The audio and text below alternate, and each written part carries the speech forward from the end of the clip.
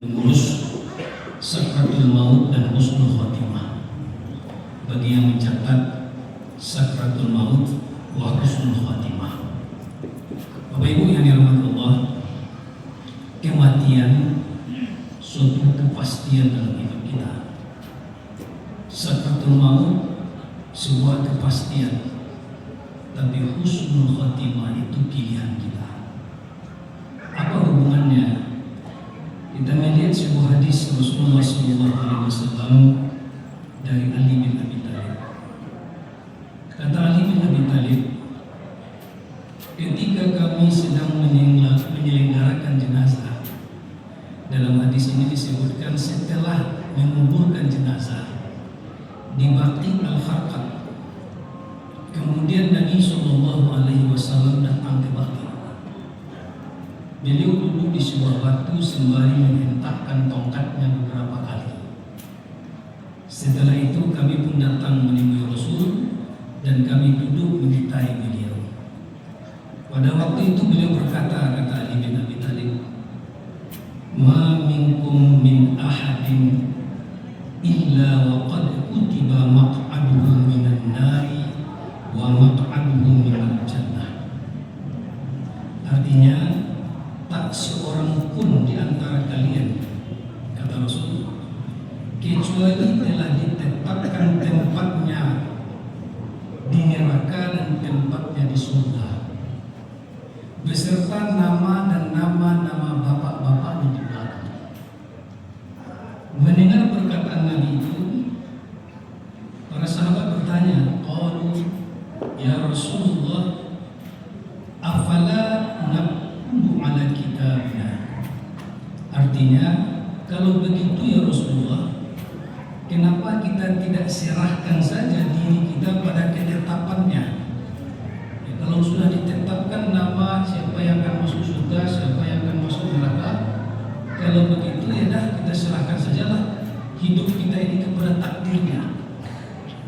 Bapak Ibu yang dirahmati Allah, kalau itu pun kita dengar langsung seandainya, kalaulah kita mendengar langsung dari Rasulullah kalimat itu, mungkin pun kita akan bertanya, kalau begitu ya sudah, kita serahkan sajalah kehidupan kita kepada takdirnya. Tetapi Rasulullah menjawab pertanyaan sahabat itu dengan jawaban singkat, tapi jadi renungan bagi kita. "I'malu," kata Rasulullah, "tetaplah kalian beramal." Yang dimaksud dengan amal di sini itu adalah amal kebaikan. Teruslah kalian hiasi hidup kalian itu dengan amal kebaikan. Fakullum yassaru lima khuliqa lahu.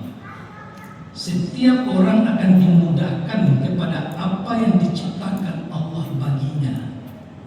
Kemudian Nabi SAW membaca ayat, fa amma man a'ta wattaqa wa saddaqa bil husna fasanuyassiruhu lil yusra wa amma man bakhila wastaghna wa kazzaba bil husna fasanuyassiruhu lil usra. Apa kata Rasulullah? Allah berfirman, barang siapa yang berderma, bertakwa, dan mereka mengakui dan meyakini balasan setiap kebenaran dan kebaikan, maka dimudahkan baginya jalan kemudahan.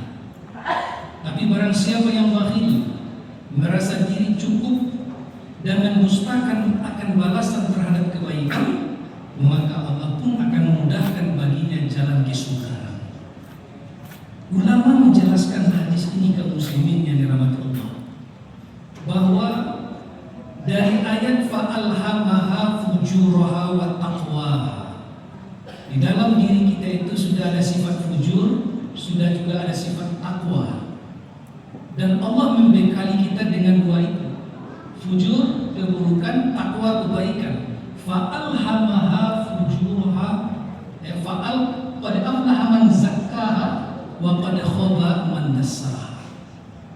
Beruntunglah mereka yang memupuk dan menumbuhkan sifat takwa itu, lahirlah kebaikan-kebaikan dalam kehidupannya. Merugilah mereka yang menumbuhkan sifat fujur, sehingga keburukanlah yang lahir dari perbuatannya. Itulah maknanya hadis ini.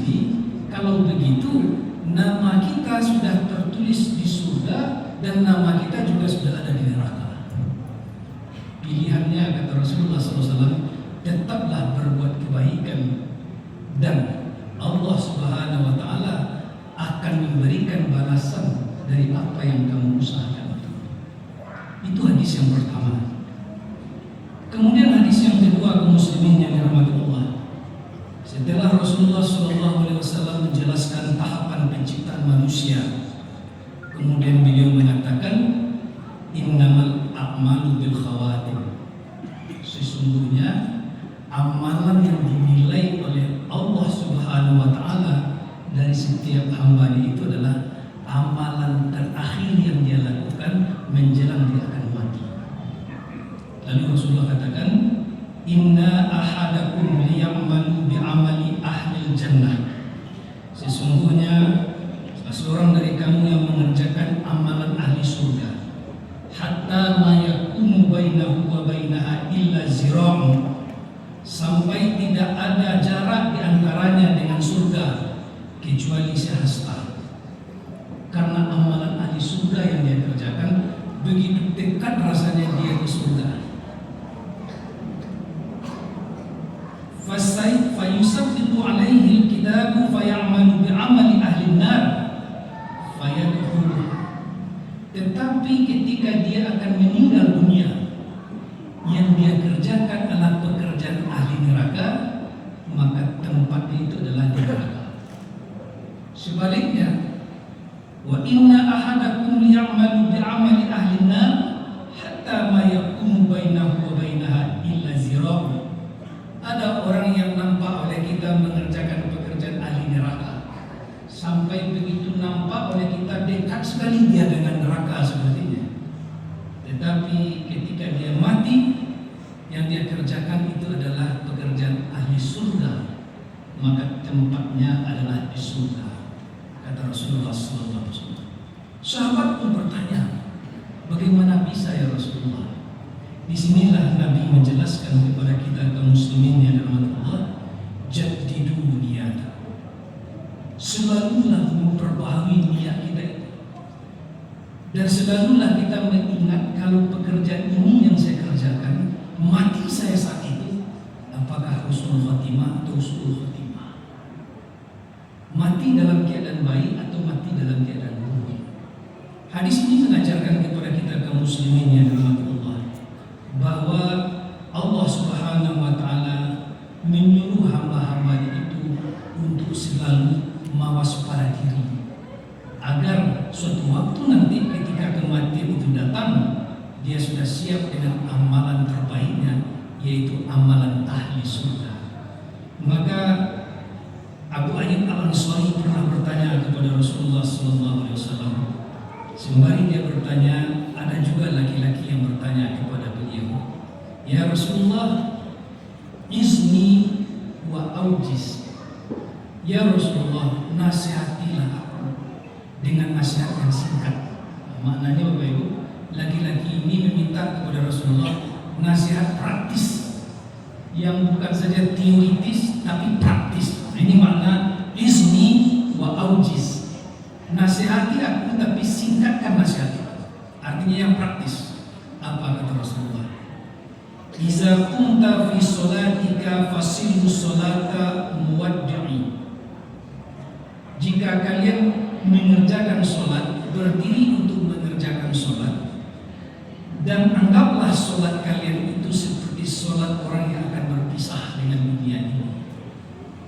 Artinya Bapak Ibu, setiap kali kita akan mengerjakan sholat, bayangkan ini sholat terakhir kita. Bisa saja menjelang sholat berikutnya nyawa kita sudah diambil oleh Allah Subhanahu wa Ta'ala. Itulah yang selalu dilakukan, singkat, praktis, agar kita mendapatkan ta'tazimu minhu ghadan. Janganlah kamu berucap dengan ucapan yang karena ucapan itu kamu menyesal di kemudian hari. Artinya jaga lisan. Kalau sudah lisan mengucapkan sesuatu, jari-jari sudah men-share sesuatu melalui handphone, itu sudah tidak milik kita lagi kaum muslimin yang dirahmati.